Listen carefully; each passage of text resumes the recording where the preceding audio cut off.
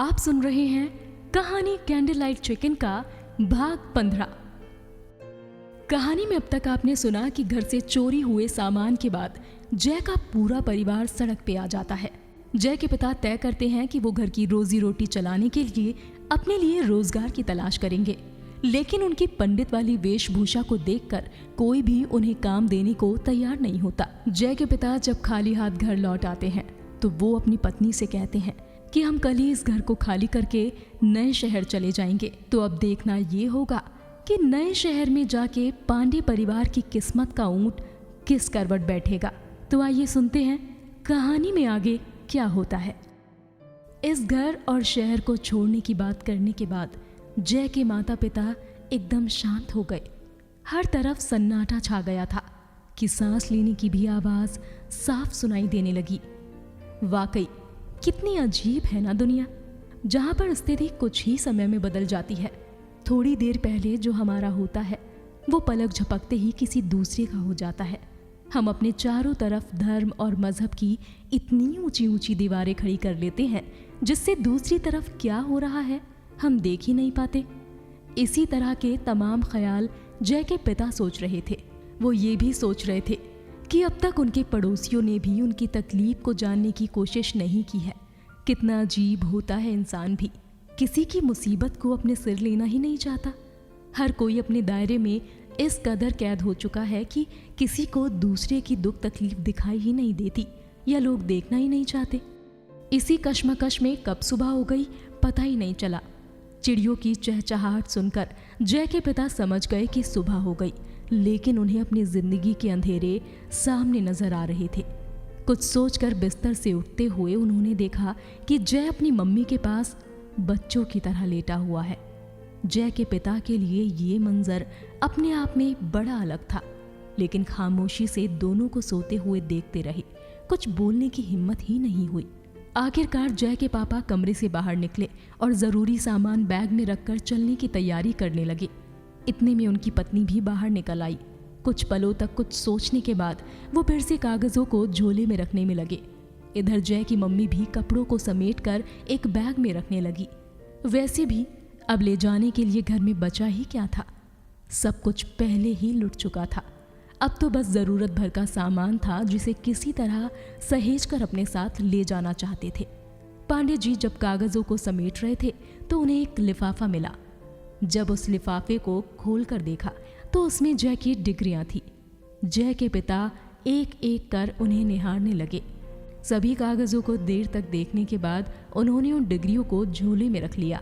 जब इन कागजों को जय के पिता रख रहे थे तो उन्हें एक ही बात सता रही थी कि उनके बेटे ने कितनी मेहनत से इन डिग्रियों को हासिल किया, लेकिन आज सब बस कागज का टुकड़ा बनकर रह गई हैं।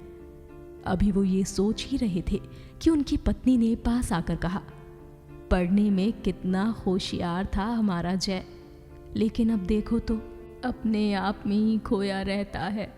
जय के पिता ने उदास मन से कहा, हाँ, इसके लिए सबसे बड़ा जिम्मेदार मैं ही हूँ। आज तक जय ने मुझे कभी शिकायत का मौका नहीं दिया था, मगर मैंने उसको कभी समझा ही नहीं। पता नहीं कब तक मुझे अपने किए पर पछताना पड़ेगा। कितना खुश रहता था हमारा बेटा, मगर मैंने अपने अहम के चक्कर में अपने हाथों अपना घर बर्बाद कर लिया। सोचा था कि अपने धर्म की लड़की से जय की शादी करवाऊंगा तो सबके लिए अच्छा हो जाएगा, मगर मुझे क्या पता था कि मेरी जिंदगी की ये सबसे बड़ी भूल साबित होगी। मैंने जय की शादी करवाने के उतावलेपन में ये तक जानने का प्रयास नहीं किया कि लड़की का बैकग्राउंड कैसा है, वो कहाँ से है। बस अपने अंधेपन में मैंने अपने हाथों अपना घर बर्बाद कर दिया। जय की माँ, आप अपने आप को क्यों दोष दे रहे हो? मैं भी इस गुनाह में बराबर की शरीक हूँ। मैंने भी हर फैसले में आपका साथ दिया, तो गलती मेरी भी उतनी ही है जितनी आपकी है। मैं खुद यही सोचती थी कि एक मुस्लिम लड़की हमारे घर की बहू कैसे हो सकती है। आखिर हम पंडित और वो मुस्लिम, ये तो कहीं से भी संभव नहीं है। नीलम के बारे में मैंने भी कुछ जानने की कोशिश नहीं की, जबकि मुझे बारीकी से उसके बारे में जानना चाहिए था। बहुत बड़ी गलती हो गई मुझसे जो उस बगड़ैल लड़की का मैं असली चेहरा नहीं देख पाई, मोहल्ले के लोगों ने भी हमारा खूब मजाक बनाया।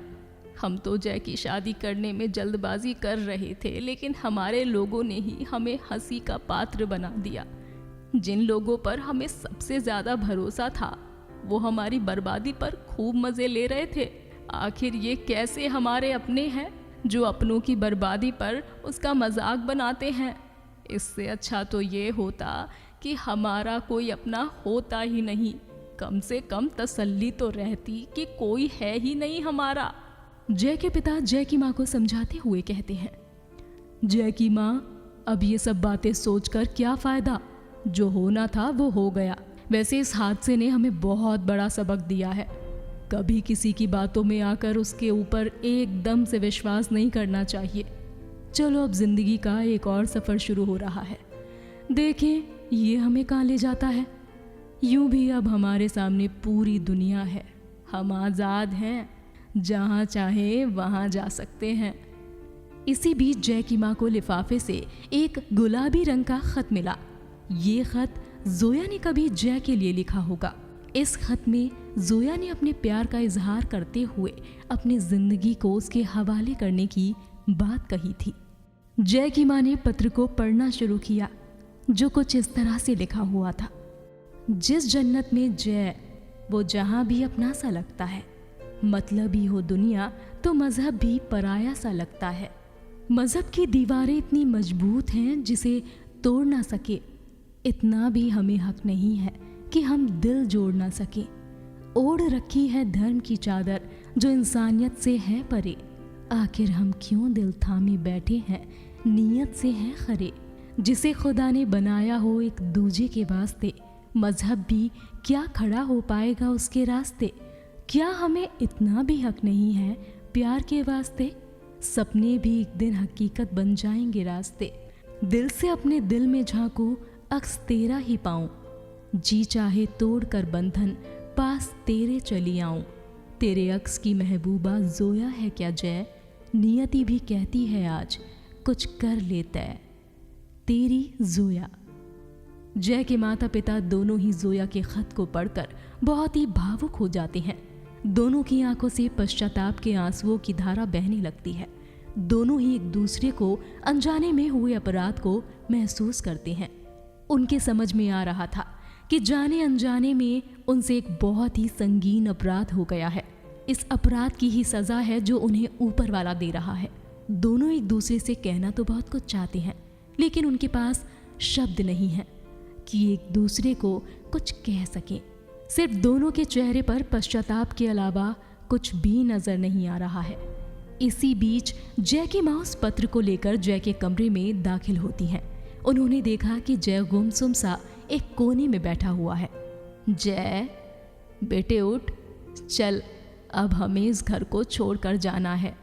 जैसे ही जय की नज़र माँ के हाथ में रखे खत पर पड़ी, उसने झपट कर उस खत को माँ के हाथों से छीन लिया। पागलों की तरह जय माँ से, माँ ये कहाँ से मिला। ये तो मेरी जोया की निशानी है, इसमें मेरी जोया दिखती है। देख ना माँ कैसी दिख रही है मेरी जोया। अच्छी है ना माँ, देखो ना इसके लहराते हुए बाल, मुस्कुराता हुआ चेहरा मुझसे कुछ पूछ रहा है। देख रही हो ना माँ, कुछ बोलती क्यों नहीं। बोल ना माँ, कुछ तो बोल। जोया मुझे आज भी चिढ़ाती है, तू कुछ बोलती क्यों नहीं। माँ जय के पागलपन को देखकर समझाती है, सच में जोया तुझे भी चिढ़ाती है। तू निकल ख्वाबों से और जा उसे हकीकत में ढूंढ कर ला। वो पगली तुझसे बहुत प्यार करती थी। तेरे लिए वो जान और जहान दोनों थी। उठ जा, जल्दी से तैयार हो जा, अब वो आने वाली ही होगी। सच माँ, वो आने वाली है ना। और जय उस खत में पूरी तरह से डूब जाता है। कुछ देर तक तो जय बैठा रहा। फिर जय की माँ उसके पास जाकर बोली, बेटा चल, अब हमें ये शहर छोड़कर जाना होगा। देखो बेटा, अब देखते हैं कि तकदीर हमें कहाँ ले जाती है। ये कहते हुए जय का हाथ पकड़कर उसकी माँ उसे कमरे से बाहर ले गई। जय को कमरे से बाहर आता देखकर उसके पिता की नजरें डबडबा गई। वो सोचने लगे कि जिस बेटे के लिए उन्होंने सब कुछ तैयार किया, आज उसी बेटे का हाथ पकड़कर ये घर छोड़ने को कह रहे हैं। खैर, एक बैग कंधे पर उठाकर जय के पिता ने कहा, आओ चलें, नहीं तो धूप ज्यादा तेज हो जाएगी। माँ ने कपड़ों का बैग उठाया और जय का हाथ पकड़कर वो चल पड़ी।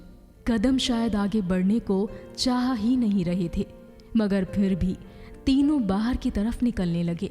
सबसे पहले पिता ने घूमकर घर को देखा तो एक पल में उन्हें इस घर में बिताया हुआ अपना जीवन याद आ गया। आंगन में खड़ा पेड़, घर का आंगन और हर वो चीज जिससे उनका वास्ता बचपन से लेकर अब तक रहा था। वो अपनी नजरें झुकाना और कदम को बढ़ाना नहीं चाह रहे थे, मगर बावजूद इसके उन्होंने एक झटके में खुद को संभाला और बाहर की तरफ निकल गए। इसके बाद जय की माँ ने भी पीछे घूमते हुए पूरे घर को जी भर कर निहारा और यादों को अपनी पलकों में समेटकर अपने आशियाने से बाहर निकल गई। अपने घर को छोड़ना दुनिया के सबसे कठिन कामों में से एक है, मगर क्या करें, जब हालात आपके खिलाफ हो जाते हैं तो आपको ना चाहते हुए भी अपने घर को छोड़ना ही पड़ता है। आज जब इन तीनों ने भी अपने घर का आंगन छोड़ा तो पीछे मुड़कर देखने की इनके पास कोई वजह तो नहीं थी, लेकिन उनकी यादों ने उन्हें पीछे घूमने पर मजबूर कर दिया। जय के माता पिता को घर छोड़ने में भले ही बहुत तकलीफ हो रही थी, मगर जय एकदम खामोशी के साथ उनके साथ साथ चलता रहा। जय को शायद अब तक ये बात पता नहीं चल पाई थी कि उसका घर उससे हमेशा हमेशा के लिए छूट रहा है। वो तो बस अपनी मम्मी और पिताजी के साथ उस जगह पर चले जा रहा था।